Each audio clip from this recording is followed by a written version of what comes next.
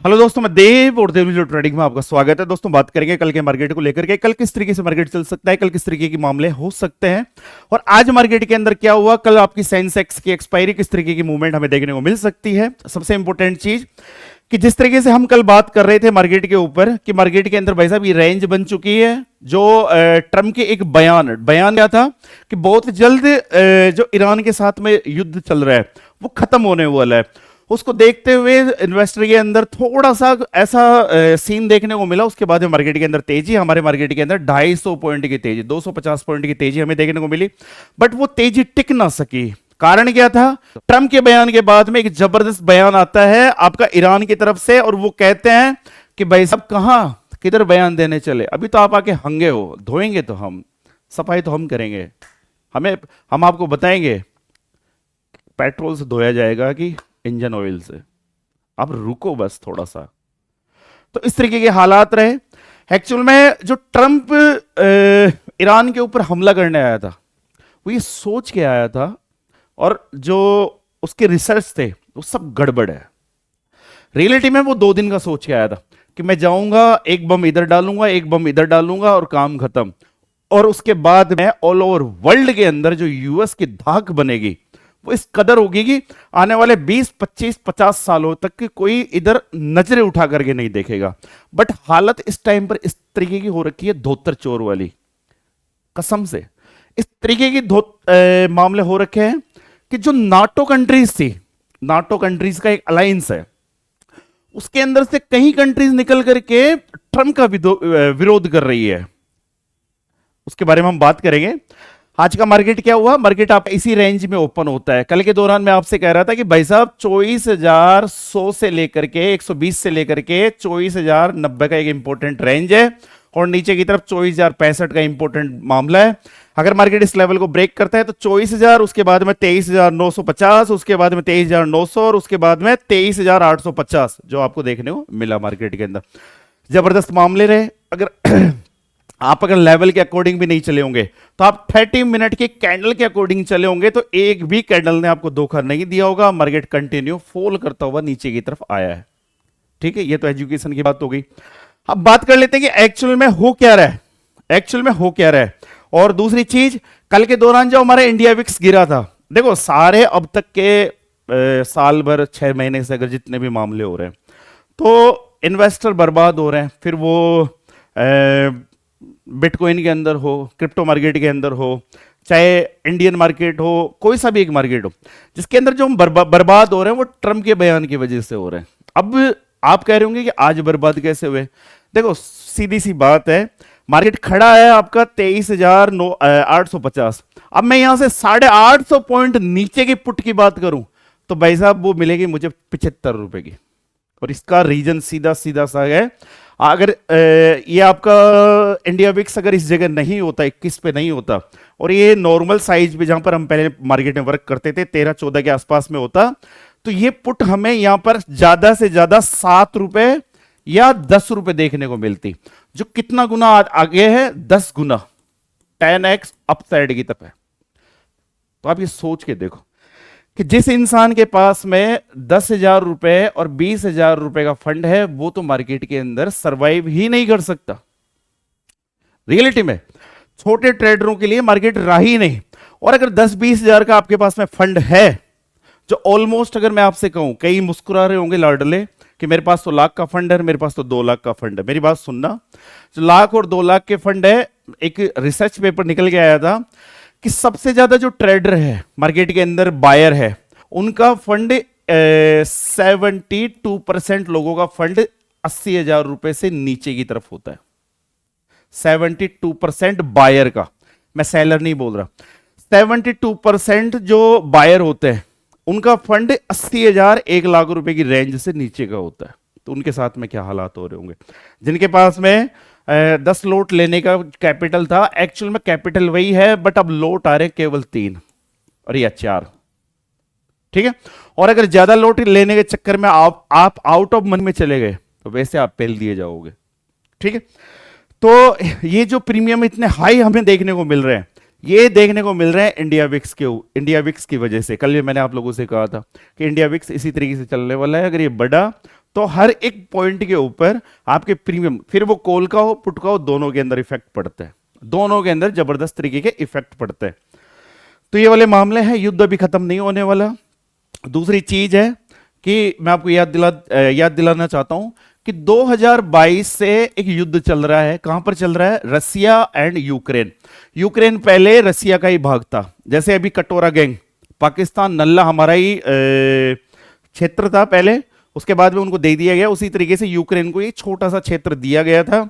उसके बाद में भाई साहब ये यूक्रेन जिद करता है कि मैं एक नाटो जो कंट्रीज का एक ग्रुप है उसके अंदर शामिल होना चाहता हूं।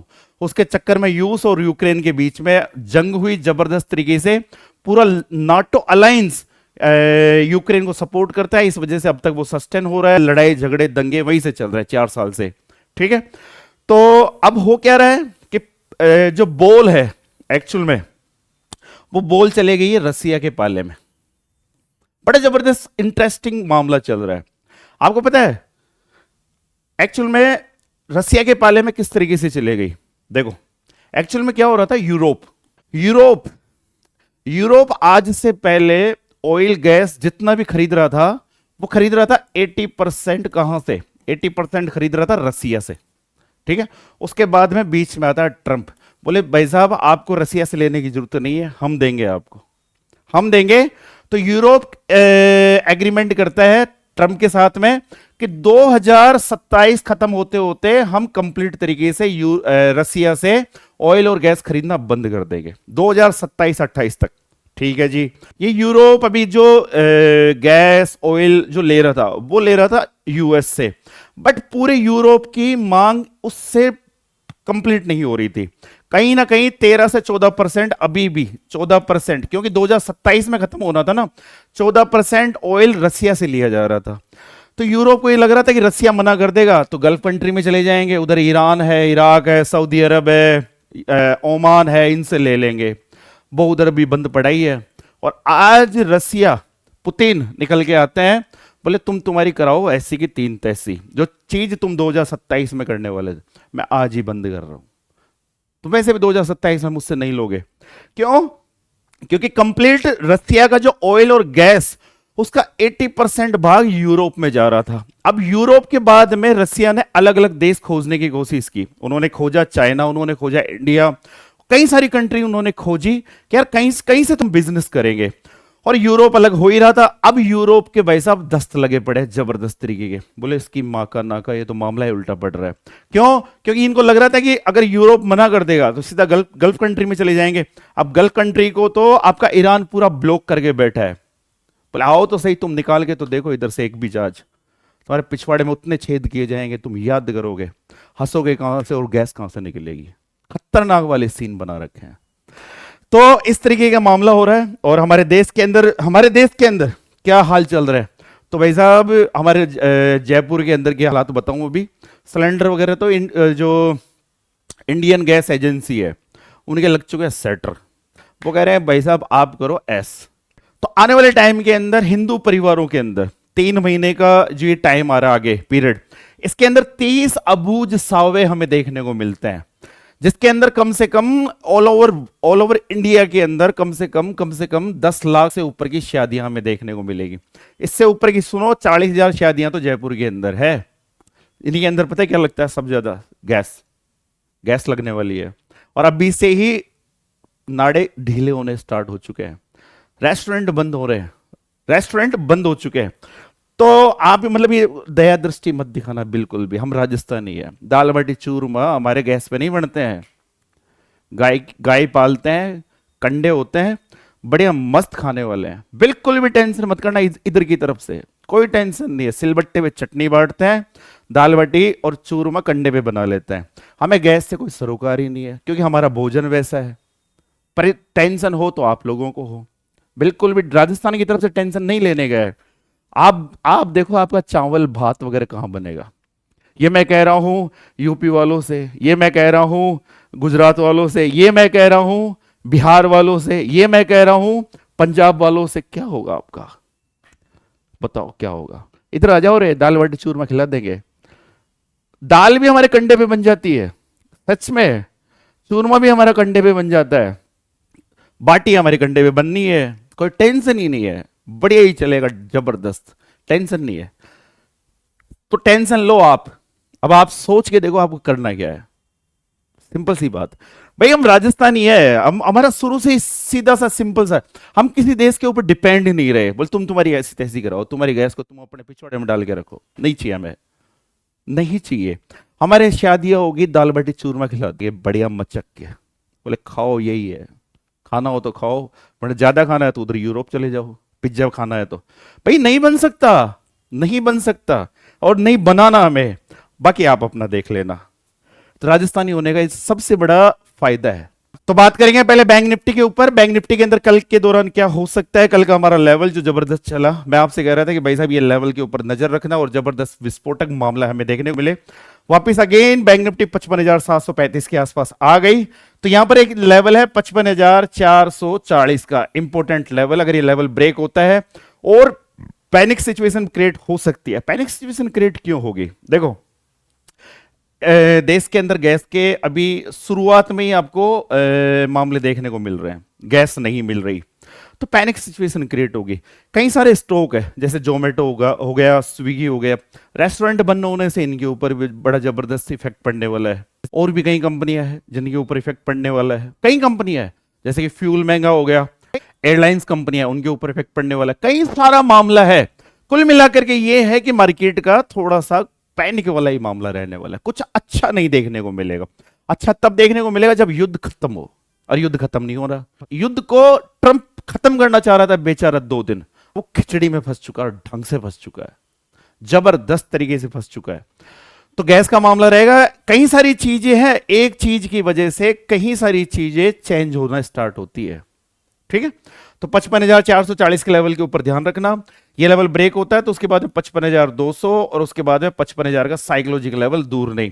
एक चीज जो मैं आपको कह देना चाहता हूं, 55,000 से लेकर के नीचे की तरफ 54,745 का लेवल स्ट्रॉन्ग सपोर्ट। अगर ये टूटा तो ये ध्यान रखना आपकी बैंक निफ्टी नीचे की तरफ जाकर के भांगड़ा डांस करने वाली है, ठीक है, और ऐसा हो सकता है, ठीक है। बात करेंगे निफ्टी के, उसके बाद में सेंसेक्स के ऊपर बात करने वाले हैं। जो निफ्टी खड़ी है वो 23,848 के ऊपर खड़ी है। अगर आपको किसी को याद हो, हमारा वीकली लेवल जो लेवल था 23,912 का, आज से पहले जब भी मैंने आपसे कहा, लास्ट टाइम पर मार्केट यहां आया था, यहां से कवर करके ऊपर की तरफ चला गया, तब आप लोग कह रहे थे कि सर आपका लेवल टूट गया। मेरी बात सुनो, वीकली लेवल तोड़ने के लिए मार्केट की एक दिन की कैंडल क्लोज होना जरूरी है, जो आज होती है। मार्केट नीचे आकर के हमारे लेवल के नीचे क्लोज करता है, तो कहीं ना कहीं अब मार्केट के अंदर पैनिक सिचुएशन क्रिएट हो सकती है। अब कहां हो सकती है, गौर से ध्यान रखना। 23,712 ये लेवल टूटता है, उसके बाद में और गहरे वाले मामले 23,600, 23,500 दूर नहीं, और 23,440 दूर नहीं, ये ध्यान रखना। 23,712। बट हो क्या कि अगर मार्केट पहले गैप डाउन ओपन हो गया तो मजा नहीं आएगा। मार्केट ओपन हो इसी रेंज के अंदर, इसी रेंज के अंदर ओपन होकर के तोड़ता है तो मजा सा आ जाएगा, फिर ये लेवल आपको देखने को मिल जाएंगे। तो चलो ऊपर के लेवल देने से पहले डिस्क्लेमर कि भाई साहब ये वीडियो कंप्लीट एजुकेशन पर्पज से रहने वाला है, किसी प्रकार की कोई कॉल टिप्स एडवाइजरी संबंधित नहीं है। अगर आपको मार्केट में इन्वेस्टमेंट करना है तो आप किसी से भी रिसर्च एनालिस्ट से मिल सकते हैं, चाय पे चर्चा कर सकते हैं। अब बात कर लेते हैं कि अपसाइड की तरफ क्या मामला रहेगा और किस तरीके का मामला रहेगा। मार्केट जब तक 24,050 के लेवल को ब्रेक नहीं कर देता, उससे पहले कुछ टॉप का मत सोच लेना। और एक चीज मैं आपको हमेशा कहता भी हूं, कहना भी चाहता हूं कि मार्केट कभी सीधा सीधा नहीं गिरता, कभी मार्केट सीधा सीधा ऊपर की तरफ नहीं जाता।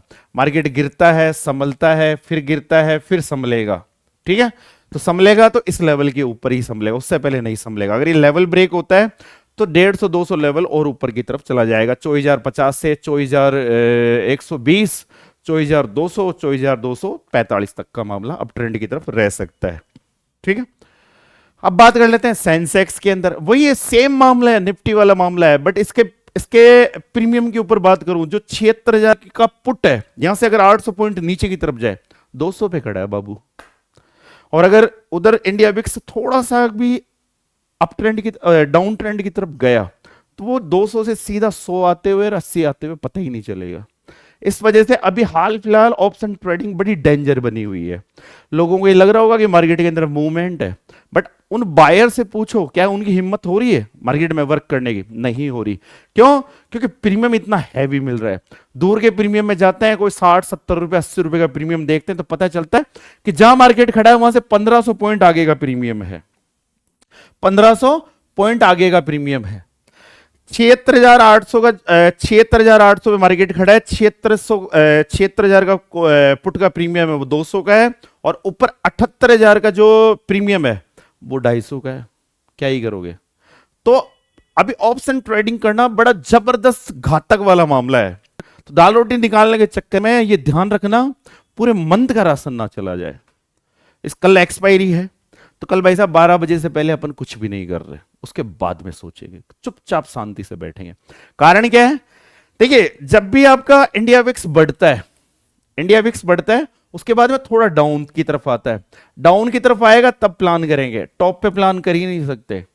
टॉप पे प्लान कर ही नहीं सकते क्योंकि इंडिया विक्स के अंदर एक रेंज है 23 से लेकर के 25 के। ये इंपॉर्टेंट रेजिस्टेंस है। ये ऊपर की तरफ गया और यहां पर हमने कुछ प्लान किया और उसके बाद में ये डाउन की तरफ खिसक गया तो लेने के देने पड़ जाएंगे। पता चला 200 का प्रीमियम 5 ही मिनट के अंदर भाई साहब 75 का हो गया, 75 का हो गया। कुछ नहीं कर सकते ना, पूरा राशन नहीं देना है। तो चुप मतलब पैसा कमाने से ज्यादा अगर आप मार्केट में पैसा सेव करते हो, और मैं तो आप लोगों से एक ही चीज कहता हूं कि मार्केट के अंदर कमाना छोड़ करके आप जितना पैसे को लेकर के ज्यादा वो रहोगे कि पैसा कमाना है, उसकी जगह अगर आप मार्केट के अंदर सरवाइव करना सीखो, ज्यादा सस्टेन रहोगे आप मार्केट में। सरवाइव कैसे करोगे? पैसा अकाउंट में पड़ा रहेगा तब, आपका पैसा डीमेट अकाउंट में पड़ा रहेगा तब ज्यादा आप सरवाइव करोगे। छोटी छोटी मूवमेंट कैप्चर करोगे, छोटे छोटे सौदे आप निकालोगे, तब आपका ठीक ठाक मामला रहेगा। वरना अभी जो तूफान चल रहा है, इस तूफान के अंदर अगर फंस गए भाई साहब उड़ा दिए जाओगे। ठीक है, तो आप सेंसेक्स की बात कर लेते हैं। बात करेंगे 1 हॉर्स के टाइम फ्रेम के अंदर। गौर से देखना 1 हॉर्स पे मैं क्या देखना चाहता हूं। ठीक है, तो ये कल की रेंज थी। मैंने आपसे कल भी कहा था कि भाई साहब ये तब जानना ऊपर की तरफ ये गैप तब फिल करेगा जब 2 कैंडल यहां पर क्लोज होगी, वरना यही रेजिस्टेंस और यहीं से नीचे की तरफ आ गया। कल के दौरान कभी भी मार्केट इस कैंडल के लो को टेस्ट कर सकता है। जो लेवल कितना है? लेवल है 76,200। ठीक है, इस लेवल को रिटेस्ट कर सकता है। 76,200 से लेकर के 300 तक की रेंज। एक अच्छा खासा फॉल इसी लेवल के नीचे आएगा, फिर मार्केट दिखा सकता है 76,000 का साइकोलॉजिकल लेवल, फिर दिखा सकता है 75,800, फिर दिखा सकता है 75,700। क्योंकि पैनिक हो रहा है ना, पूरा पैनिक वाला मामला है, तो मार्केट धीरे धीरे धीरे नीचे की तरफ जाएगा। अब फिर आपके क्वेश्चन ये अलग हो सकते हैं कि कॉल के प्रीमियम नहीं बढ़ रहे, घट भी नहीं रहे, पुट के प्रीमियम भी नहीं बढ़ रहे, देव सर क्या हो रहा है? अरे शांति से बैठो ना, ऐसा ही चल रहा है मामला।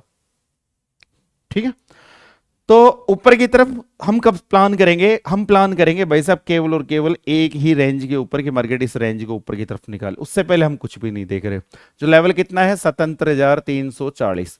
इस लेवल के बाद में कुछ अप ट्रेंड के बारे में सोचेंगे। 77,500, 77,750, ये वाले लेवल हमें अप ट्रेंड की तरफ देखने को मिल जाएंगे। पूरा मार्केट न्यूज बेस्ड चल रहा है, तो उसके लिए करना क्या है? कभी भी यहां पे स्थितियां चेंज हो सकती है। उसके लिए करना क्या है? आप हमारे टेलीग्राम चैनल को ज्वाइन कर सकते हो, जिसका लिंक डिस्क्लेमर बॉक्स और कमेंट बॉक्स में आपको देखने को मिल जाएगा। तो फिर मिलते हैं एक नए वीडियो पे, तब तक के लिए जय हिंद, जय भारत, राम राम सा।